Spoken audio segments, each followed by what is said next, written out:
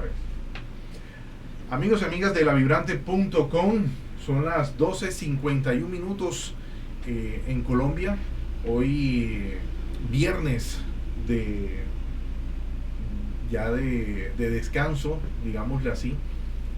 Bueno, me gustaría, hoy estoy aquí en la emisora con mis colegas de Alianza de la revista Zoom, de Habla la Comunidad y de Curramba Channel. David, Marcos y Jorge, ¿cómo andan? Bueno, excelente aquí, pero no eres el único que está a punto de entrevistar por primera vez a un personaje como el que tenemos hoy aquí. Ya, así como tú, también hemos tenido oportunidad de estar metidos en campañas políticas, pero nunca habíamos tenido la oportunidad de lo que vamos a hacer hoy viernes pre-Semana Santa. Pre-Semana Santa, sí. Algunos se van a descansar, nosotros no tantos. Bueno, Marcos. Bueno, nosotros no descansamos porque realmente el periodista muy pocas veces descansa. Sí. Y yo también me siento complacido, doctor Galán, de que tenga la oportunidad de estar con un personaje como usted, porque es la primera vez que vamos a entrevistar a un candidato o a la presidencia de la República. No es fácil, pero para nosotros es de verdad de mucha importancia, a través de la www.hablalacomunidad.com, y también tenemos una emisora online que se llama Barranquillerísima Celestial. Así que bienvenido a Barranquilla nuevamente. Ya usted vino en los pasados carnavales, pero ahora estamos aquí en los medios de comunicación y queremos dialogar con usted para hacer unas preguntas muy, pero muy puntuales acerca de cómo va usted a beneficiar o va a ayudar a los medios alternativos como nosotros, que somos independientes. No estamos trabajando con nadie, solamente Dios nos da la oportunidad de trabajar como medio independiente. Así que bienvenido. Muchas gracias. Pues muy complacido de estar hoy en este momento con uno de los grandes personajes, ¿no? Aquí en Barranquilla, y para poder hacer la entrevista a un precandidato de Colombia. Me complace mucho tener ese honor por primera vez de hacerlo con usted. Gracias. Bueno, doctor, vamos a entrar en materia. Primero, cuando llega a Barranquilla, ¿con qué lo reciben a usted? Uy, hoy me recibieron con un cayeye y unos chicharrones buenísimos. De verdad, veníamos madrugados esta mañana, como a las 3 de la mañana, para llegar a tiempo al aeropuerto y poder llegar a los compromisos que teníamos. Entonces ese fue el recibimiento. ¿Alguna vez ha venido con su hermano? Sí, hemos coincidido acá, bueno, cuando se casó, ¿no? Él se casó acá en Barranquilla y estuvimos en su matrimonio. Eso fue una fecha muy especial, muy memorable. Bueno, doctor, vamos a entrar en materia. Usted ha sido una de las voces más firmes en la lucha con el narcotráfico aquí en Colombia. La corrupción que hay aquí es bravísima. ¿Cuáles son las estrategias que usted propone con el nuevo liberalismo para enfrentar esas problemáticas que hay actualmente en su gobierno? Bueno, lo que tenemos que atacar es el corazón de las organizaciones criminales, su centro de gravedad, que son sus finanzas. Y las finanzas tienen caldo de cultivo en la corrupción. De hecho, esta semana publiqué un artículo de opinión, de análisis sobre el tema. Cómo utilizar las herramientas de inteligencia artificial, cómo utilizar la tecnología y cómo orientar todas las capacidades del Estado para combatir ese corazón de esas estructuras criminales que son sus finanzas, cómo mueven la plata, cómo lavan la plata. Interpol acaba de inaugurar una nueva notificación, pues es famosa la notificación de la circular roja, de la circular azul, es la circular plateada, que permite bilateralmente poner de acuerdo a dos países para hacer operaciones y confiscación de bienes ligados al narcotráfico, por establecer todo el mapa. Es decir, cuando hay una captura de un cabecilla, pues eso no sirve de nada si eso no tiene un impacto, por ejemplo, en la reducción de los homicidios, en la reducción de la extorsión callejera, que es un problema el más grave de seguridad que está enfrentando en este momento Barranquilla y que no se denuncia, porque la extorsión de las cárceles hay registros y hay estadísticas, pero la extorsión callejera no se denuncia por temor, por miedo, porque la gente no se siente segura y protegida para denunciar, porque pasa el de la moto y a la señora que vende sus arepas en la calle, pues si no paga los 40.000 pesos diarios, pues se atiene a las consecuencias. Entonces eso funciona con unas redes de manejo de dinero en donde están las rentas criminales, el del narcotráfico, de la minería criminal, de la trata de personas, de la trata de migrantes, del tráfico ilegal de gasolina, del contrabando, del tráfico de maderas finas, de la corrupción, que además la corrupción no es solamente los contratos amañados, no es solamente el tráfico de puestos en la organización pública, es la cooptación del Estado por parte de estructuras criminales que utilizan el Estado para mimetizarse, pero también para utilizar dentro del Estado la capacidad de limitar la capacidad del Estado para responder y para defenderse y para actuar. Entonces se infiltran en todas las instituciones fundamentales del Estado, en la Fiscalía, en la Procuraduría, en las alcaldías, en las gobernaciones, en el gobierno nacional. Entonces tenemos que enfocarnos en eso y fortalecer las capacidades de inteligencia. Hoy el presupuesto de inteligencia de las fuerzas es mínimo y nos estamos gastando, o el gobierno nos quiere embarcar en gastarnos 1 billón de pesos, 1 millón de millones de pesos en una consulta popular que es simplemente su plataforma de campaña para el año entrante. Nos quieren embarcar en la compra de unos aviones que no sirven para responder a las necesidades de seguridad que tiene en este momento el país, de necesidades de seguridad interna.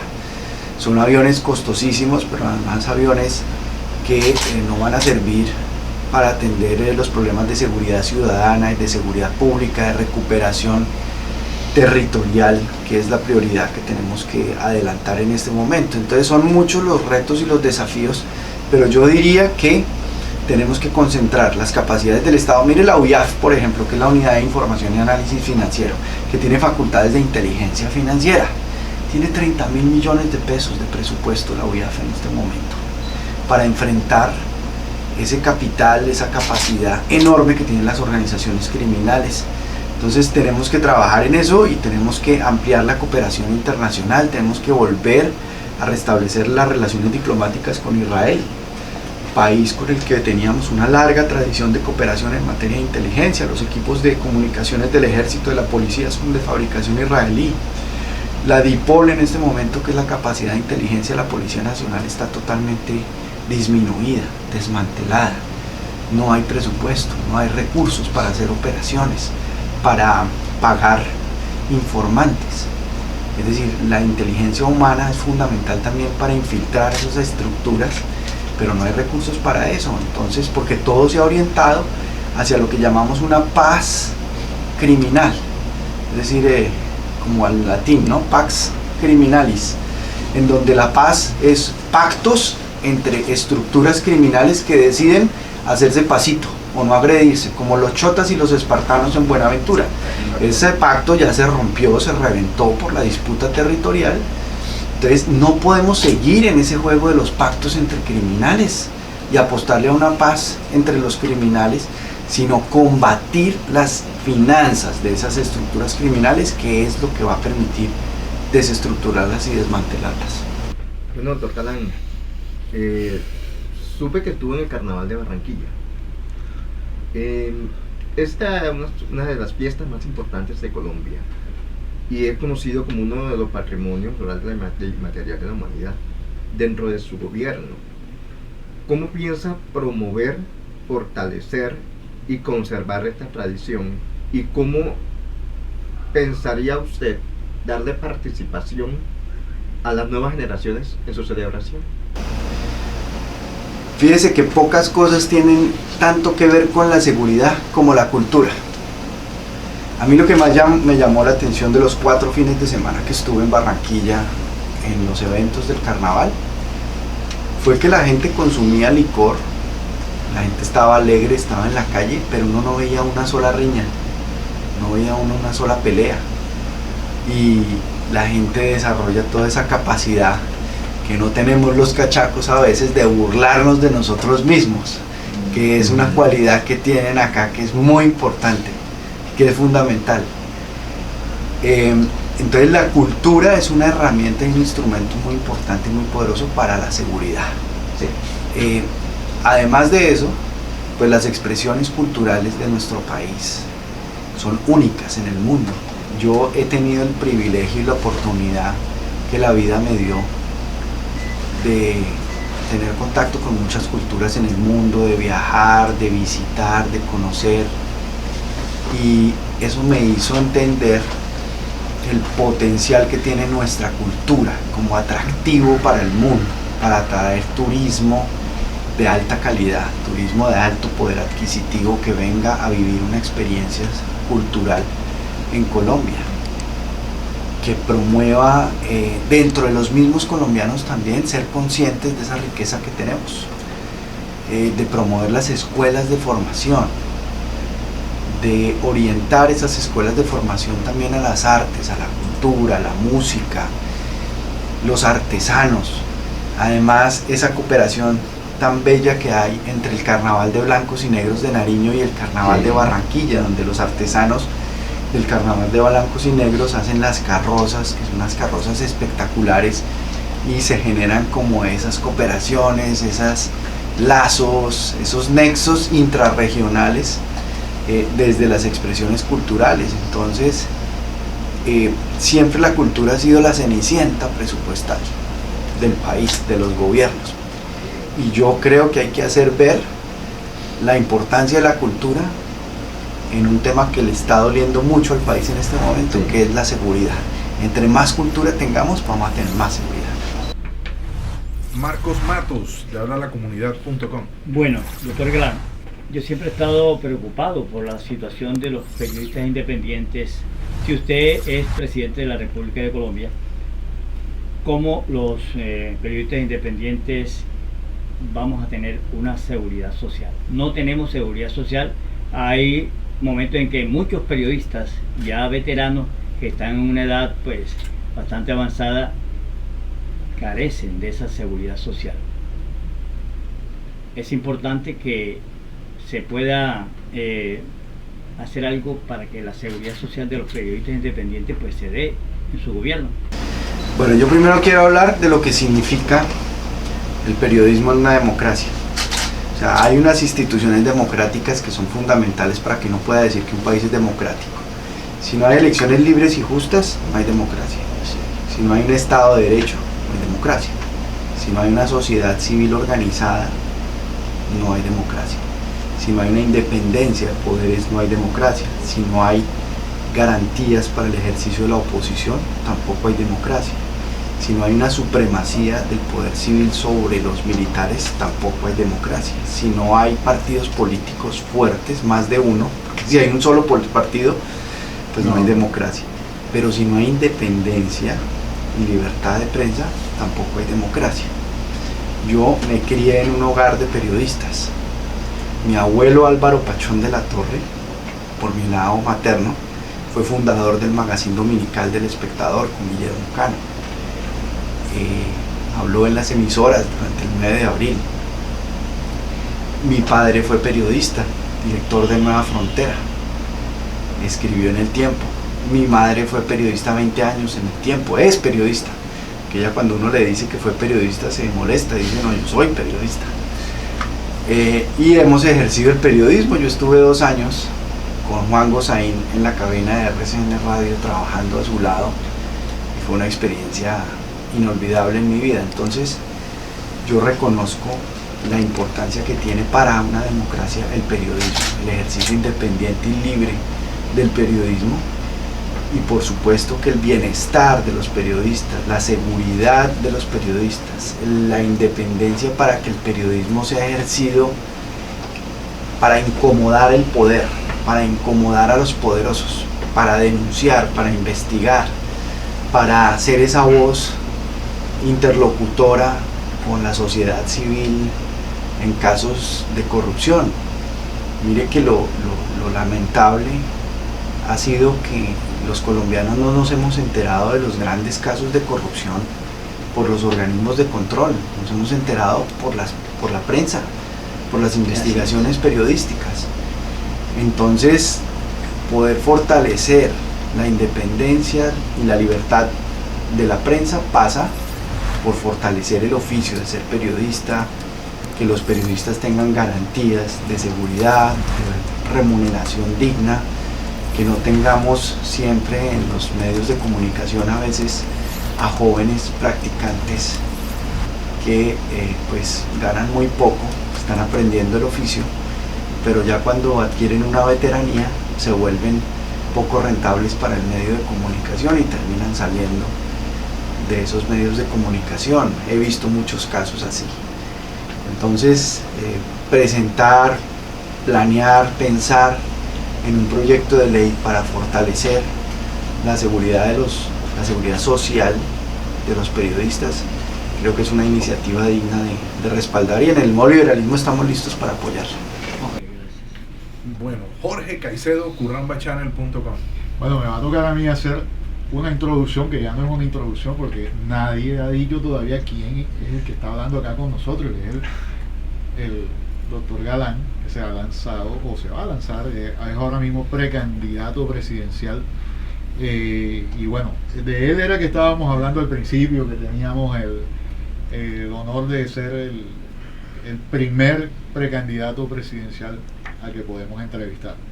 Y bueno, mira, qué bonito que lo estamos haciendo en conjunto, ¿no? En alianza, varios medios de comunicación digitales, muy chévere eso que acaba de expresar sobre el que ha vivido el periodismo y ya entiende el tema, cómo es la historia de cómo deberíamos estar vistos ante todos estos temas de qué nos depara el futuro, ¿no? Bueno, doctor, acabas de tocar un tema que tiene mucho que ver con la pregunta que voy a hacer, sobre la confianza en que la gente ha perdido en las instituciones. Ya, de hecho, todos los días vemos que le quitaron presupuesto a la cultura, le quitaron presupuesto por ahí me acabo de enterar que también le piensan quitar presupuesto otra vez al deporte, otro recorte más viene en camino. ¿Cómo hacemos? ¿Cómo hace Galán presidente para hacer que la gente vuelva a confiar, vuelva a creer en las instituciones de Colombia? Pues a mí me enseñó un gran ideólogo de la ética, que es Bernardo Toro, que la única manera de construir confianza en la vida es cumpliendo las promesas. Y los políticos, muchos políticos, han fallado en el cumplimiento de las promesas y por eso la gente no confía en los políticos. Entonces, para poder iniciar un proceso de construcción de confianza es necesario enfocarse en resultados. Ya la gente no cree en esas promesas de cambio fantásticas de la noche a la mañana, ideológicas, dogmáticas. No, la gente quiere ver resultados concretos. Los jóvenes en Colombia, para decidir quedarse en el país, necesitan garantías de que van a poder tener un trabajo, no solamente de que van a poder ir a la universidad. Yo estuve hace 3 semanas en la Universidad del Atlántico en un conversatorio con 180 jóvenes y les pregunté, les dije, alcen la mano los que han pensado en irse del país. El 95% levantó la mano estando matriculados en la universidad, haciendo estudios, porque muchos de esos jóvenes son conscientes de que están estudiando carreras de hace 40 años, enseñadas de la forma como se enseñaban hace 40 años, que en la era de la inteligencia artificial no les van a servir para absolutamente nada, ni les van a garantizar un proyecto de vida, un trabajo, un sustento para ellos, para sus familias. Y la manera en que tenemos que trabajar para que Colombia recupere la confianza es uniendo a Colombia, pero para unirla hay que tener confianza. Y la confianza se construye cumpliendo las promesas y enfocándonos en los resultados, con realmente líderes políticos con sensibilidad social, que decidan definitivamente abandonar la política tradicional, el clientelismo, que nos cuesta a los colombianos entre el 5 y el 8% del Producto Interno Bruto, el clientelismo, que es un gran caldo de cultivo para la corrupción, que es toda la política transaccional. Es una tentación grandísima. en una alcaldía, en una entidad gubernamental, un grupo político se apodera de esa entidad y entonces se adueña de los contratos y entonces contrata personas y les dice, bueno, usted tiene un contrato, pero entonces usted mensualmente tiene que pasarme tanta plata. Usted cada vez que yo haga una reunión política me tiene que llevar tantas personas. Y usted cada vez que haya elecciones me tiene que registrar tantos votantes y me tiene que repartir este cupo de publicidad. Ah, ¿no le gusta? Bueno, hasta luego y le damos el contrato a quien se someta a esas condiciones. Ese es el clientelismo, que es la esclavitud moderna en este momento política en nuestro país, y esa costumbre política la tenemos que cambiar porque hemos normalizado esas costumbres políticas. Hemos creído que sí, la política es así, toca, no hay nada que hacer, eso es así, y resulta que no es así, eso no es normal. Y para adaptarnos a la inteligencia artificial, a la revolución tecnológica que va a ser de un impacto que no nos alcanzamos a dimensionar.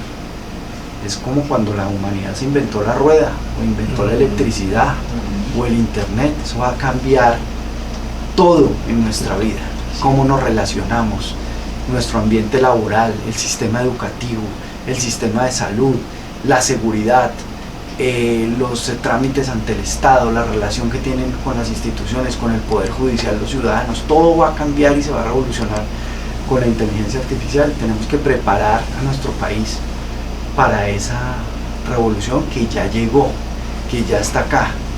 Ese es un gran reto que hay que afrontar y que hay que afrontar ya, pero la recuperación de la confianza pasa por ahí, pasa por conocer también la historia. Estamos viviendo un periodo histórico muy parecido al que el mundo vivió entre la Primera y la Segunda Guerra Mundial. Después de la Primera Guerra Mundial hubo una pandemia, que fue la gripa española, que mató entre 70 y 100 millones de personas, proporcionalmente mucho más de lo que mató el COVID. Pero nosotros salimos de una pandemia que fue el COVID. Después de la gripa española vino una crisis inflacionaria, en Alemania, en Europa, en varios países. Hubo una crisis de insatisfacción por la democracia. La gente se sentía insatisfecha con la democracia como régimen político que le ofrecía soluciones, oportunidades alternativas, y empezó a irse por el autoritarismo, por regímenes populistas que llegaron a través de la democracia al poder y que se dedicaron a destruir la democracia. Cuando Hitler llegó al poder, pues lo primero que hizo fue incendiar el Reichstag, el parlamento alemán, acabar con la separación de poderes, acumular todo el poder. Vino una crisis económica en 1929, la caída de la bolsa, y toda la década de los 30 de recesión económica mundial. ¿Y eso a dónde llevó el mundo? A la Segunda Guerra Mundial, que le costó 70 millones de muertos. Sin hablar de los muertos que le costó los regímenes autoritarios de la Unión Soviética, con Stalin, que mató millones de personas, decenas de millones de personas en los gulags represivos allá, y lo mismo Hitler y Mussolini. Entonces estamos como repitiendo esa misma historia hoy. Hay un déjà vu, pero no es un déjà vu para mucha gente que no conoce la historia. Y es que precisamente eso también es importante, que la gente sepa de dónde venimos, lo que vivimos, para no repetirlo. Mira, para saber uno qué va a pasar en el futuro, uno no tiene que ir a un tipo que le eche el tarot, ni una bruja que le lea el aura y que le lea la bola de cristal y que la carta astral. No, uno lee la historia, y ya sabe qué va a pasar. Sí. Es como la moda es cíclica. Sí, la claro. política también. Claro. Prácticamente. Y lo peor es que hemos dejado que eso se vuelva como parte del paisaje. Como que, no, es normal. Eso tiene que volver a pasar porque ya pasó. Entonces la gente no es consciente de que en algún momento tenemos que parar eso y salir de ese círculo vicioso, ¿no? Pues por ejemplo, los jóvenes de ahora, que no conocen mucho la historia, no saben lo que fueron los años 80 en Colombia. Nosotros vivimos esa época. Claro, del cartel de Medellín, sí, asesinando policías, ministros de justicia, procuradores, periodistas, como Jorge Enrique Pulido, como Guillermo Cano, Claro. que se atrevieron a denunciar a los narcotraficantes y los asesinaron. Los jueces que firmaban una providencia a las 10 de la mañana y a las 2 de la tarde los asesinaba un sicario. Tuvieron que salir los jueces sin rostro, me acuerdo. Pues todas esas medidas que se tuvieron que Terrible. tomar, y ahora estamos como en un regresar a esa época de los 80 en Colombia, con una debilidad Sí. del Estado, una debilidad de las instituciones, de la fuerza pública para responder a los desafíos de seguridad. Y hay que reforzarlo porque la gente está sintiendo que no hay respaldo de las autoridades. Estamos como La policía hay que desguarnecidos. transformarla, porque la policía tiene playa alta y playa baja. Playa alta son los oficiales, subteniente, teniente, capitán, teniente coronel, coronel, general, brigadier general, general. Y playa baja son el nivel ejecutivo, patrullero, subintendente, intendente, intendente jefe, subcomisario y comisario, que no están profesionalizados, que no son los que les dan los estímulos de poder irse al exterior, educarse. El nivel ejecutivo, ese es el policía de la vigilancia, el que está en la calle, el que está en contacto con el ciudadano permanentemente, que tiene que estar formado y ser profesional para ganarse la confianza del ciudadano, para que el ciudadano acuda a él, para protegerse, para denunciar. Esa transformación de la policía a través de su profesionalización la tenemos que hacer. Bueno, doctor Juan Manuel Galán, precandidato presidencial por el Nuevo Liberalismo, hijo de un gran líder político, Luis Carlos Galán Sarmiento, que fue amigo de mi padre, Nelson Contreras. Bueno, doctor, el Nuevo Liberalismo ha buscado consolidarse en la alternativa ética progresista en el panorama político colombiano. ¿Cómo planea usted conquistar el voto joven y construir una agenda con un diálogo con estas preocupaciones que hay ahorita mismo en la educación, en el empleo, en el cambio climático? ¿Cómo sería esa conquista? Pues lo primero que hay que hacer es escuchar y darle poder de decisión y de representación política a los jóvenes.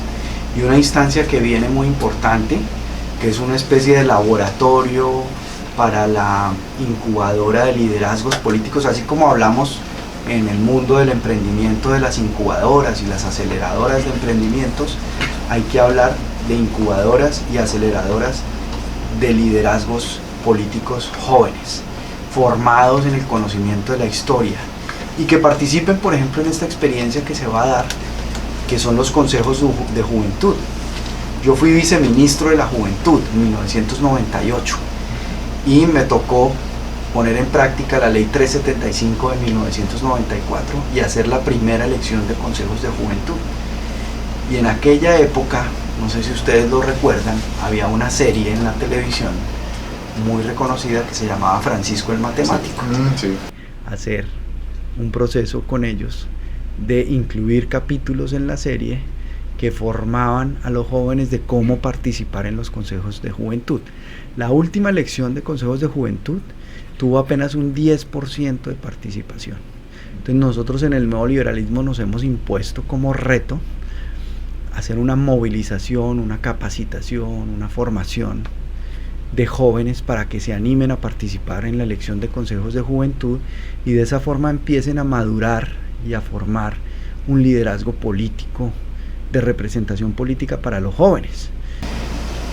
Y empecemos en Colombia a pensar cómo le ofrecemos a los jóvenes la oportunidad que están esperando de construir un proyecto de vida.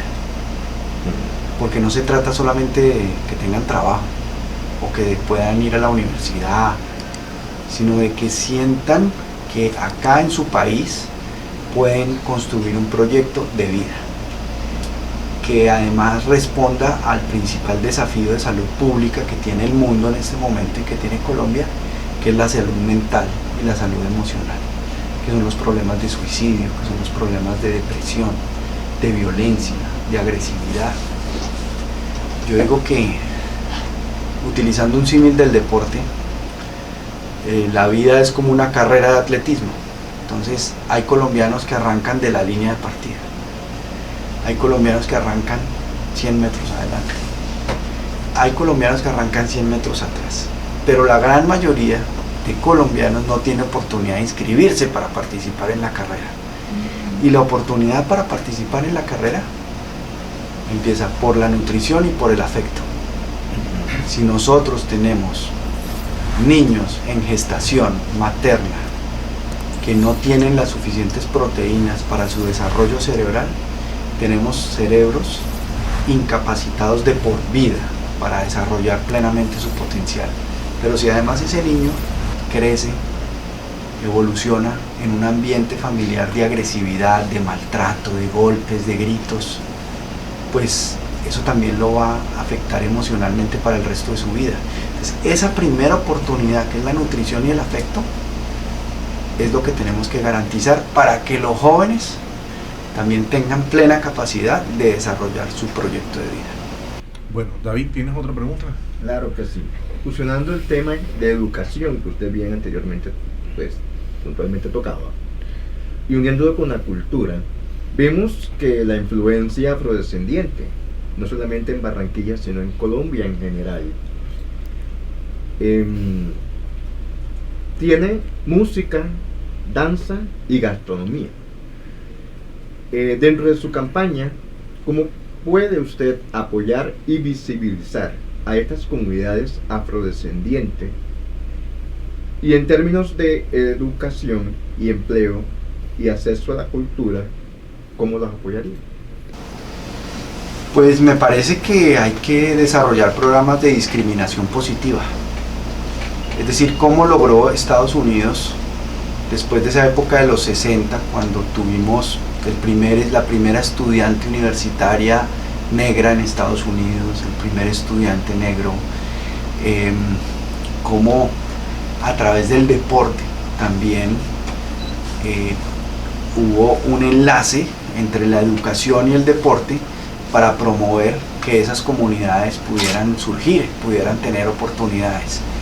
Entonces, estudiar incentivos y estudiar mecanismos de discriminación positiva para que esas comunidades puedan progresar, puedan avanzar, puedan tener las mismas oportunidades que tiene cualquier grupo étnico en nuestra sociedad. Y lo mismo creo que hay que hacer también con los grupos indígenas en Colombia. Bueno, yo sé que hay preguntas importantes para usted, pero yo voy a centrarme en lo que tiene que ver con el periodismo independiente.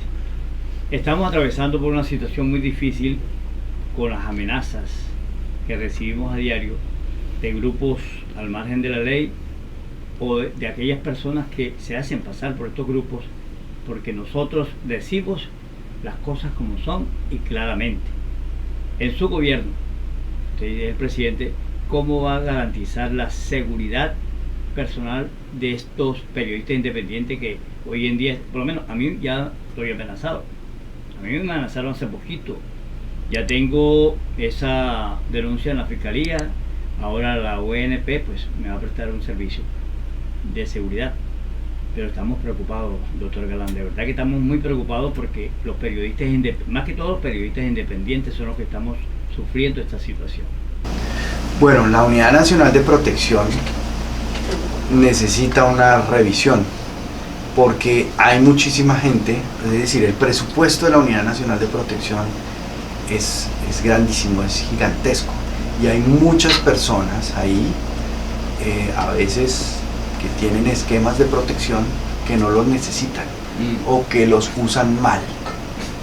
Es decir, un esquema de protección tiene una razón de ser, responde a las decisiones que toma el CERREM, que es el comité que hace la evaluación de riesgo de cada persona, las denuncias, se hace todo el estudio de su entorno territorial, laboral, para decretar medidas de protección.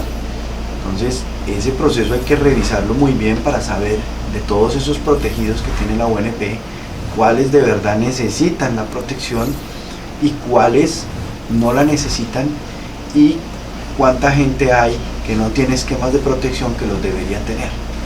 Eso. Pero también los medios independientes, creo que hay que hacer una revisión en Colombia de la asignación de las pautas publicitarias estatales, porque allí hay una inequidad en donde Por ejemplo, eso pasaba con las emisoras comunitarias que han venido desapareciendo, se han venido muriendo y que han sido el instrumento de comunicación territorial para muchos lugares recónditos en nuestro país, en donde ese es el medio por excelencia de comunicación, que no tenían apoyo económico. Entonces la asignación de las pautas publicitarias también es un tema que hay que darle una mirada y una revisión para apoyar y fortalecer a los medios independientes.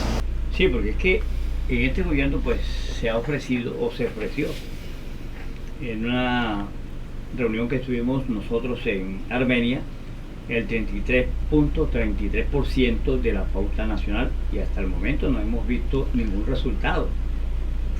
Entonces son promesas que se hacen pero que no se cumplen. La están sacando, pero la están como desviando con el tema de proyectos.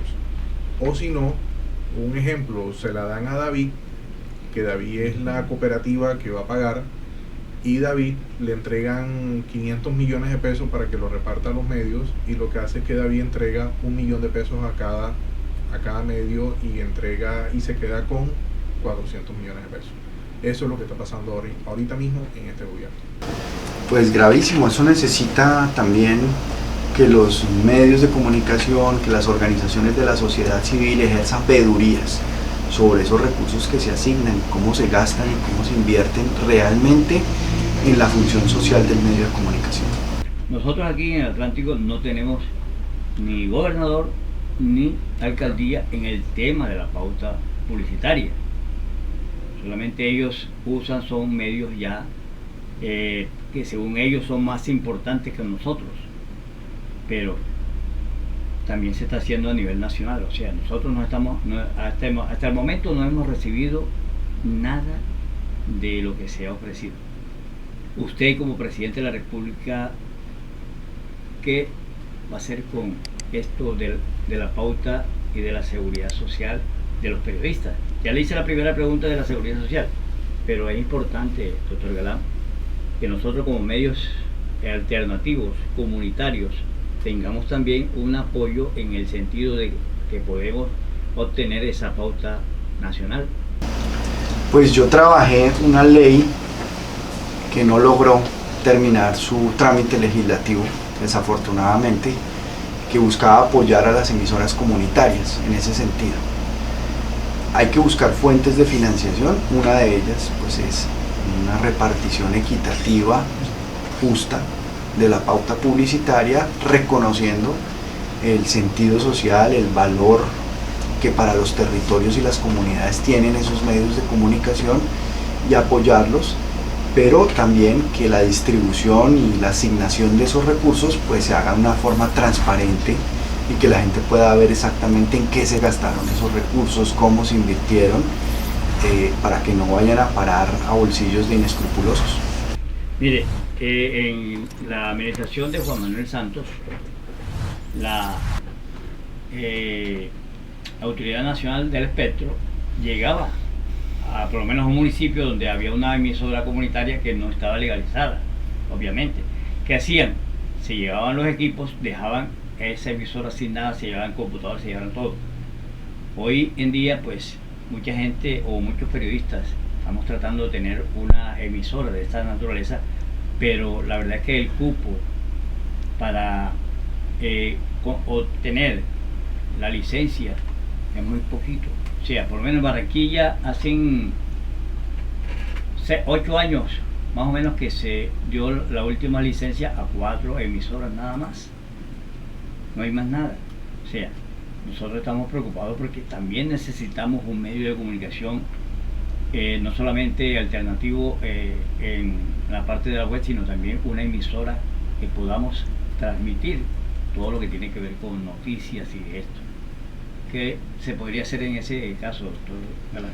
Bueno, también revisar el Ministerio de las TIC y sus programas, sus proyectos, sus asignaciones presupuestales y hacer una planeación presupuestal y una propuesta para el próximo plan de desarrollo, una propuesta de medidas legislativas o de decretos, resoluciones que apunten a fortalecer a estos medios de comunicación.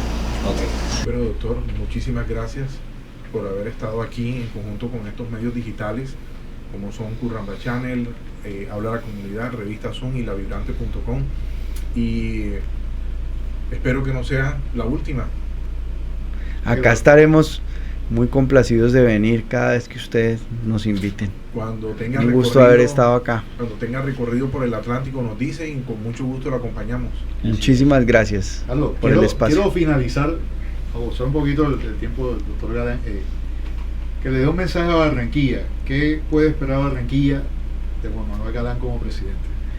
Bueno, Barranquilla puede esperar un gobierno, si tomamos la decisión de lanzarnos a la presidencia, pero puede esperar del nuevo liberalismo un grupo político que va a apoyar a esta ciudad, que se va a comprometer con esta ciudad, que está haciendo un esfuerzo para una convocatoria de buenos perfiles y buenos candidatos que se animen a ser parte de la lista de la Cámara de Representantes por el Atlántico del nuevo liberalismo, que tengamos representantes también en el Senado, en la lista del Senado Nacional del nuevo liberalismo por el Departamento del Atlántico, que se animen los jóvenes, que se animen las mujeres. Esta ciudad ha logrado construir un imaginario de seriedad, de consistencia, de confianza, de desarrollo, de productividad, de infraestructura, que es referente para la costa Caribe y para todo el país. Y eso no se puede perder, eso hay que fortalecerlo, y las instituciones tienen que saber trabajar en equipo. Y el gobierno nacional tiene que ser aliado de los gobiernos territoriales y locales para apoyarlos, para que, por ejemplo, el plan de desarrollo del próximo gobierno vaya en sintonía con los planes de desarrollo que ya están en ejecución en los territorios, en las ciudades, en los departamentos, y no vaya a haber un choque o un cortocircuito entre ambas iniciativas, y que haya respaldo, que haya acompañamiento, que haya apoyo permanente del gobierno nacional, y que salgamos de ese centralismo asfixiante, que hagamos una reducción del Estado central para invertir en construcción de Estado territorial. Porque tenemos un Estado central excesivamente burocratizado, que además este gobierno nos va a entregar un macroestado central que debe disminuirse en su gasto y debe reinvertirse en la construcción de Estado territorial, donde no existe Estado y en donde el Estado hoy en día es suplantado por el Clan del Golfo, por ejemplo, que tiene tomado las rentas criminales en la costa Caribe, en la costa Pacífica, y que ya está presente en la mitad de los municipios del país. Pero el mensaje final es de esperanza, de fe, de optimismo. Realmente tenemos con qué en Colombia y tenemos con quién, pero tenemos que unirnos, tenemos que aprender a confiar y cumplir las promesas para que haya confianza. Bueno, doctor, muchísimas gracias. Gracias. Y éxitos en esta lucha que tiene por delante, ¿yo? Muchas gracias a ustedes por el espacio y la oportunidad. Bueno, este fue el doctor Juan Manuel Galán, precandidato presidencial por el nuevo liberalismo en Colombia.